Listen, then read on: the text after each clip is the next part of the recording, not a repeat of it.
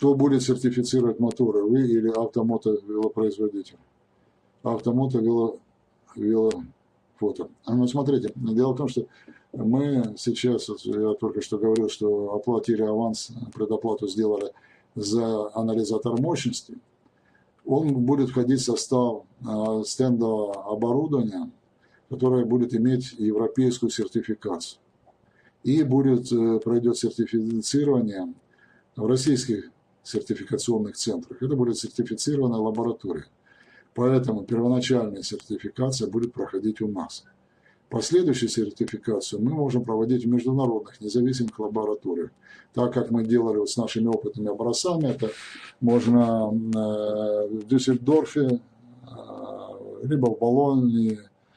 Тогда раньше мы в Дюссельдорфском университете и в Болонском университете делали тестирование, проверку и сертификацию. Поэтому можно будет выполнить и там. Это во многом будет зависеть от того, какие требования будет выдвигать заказчик.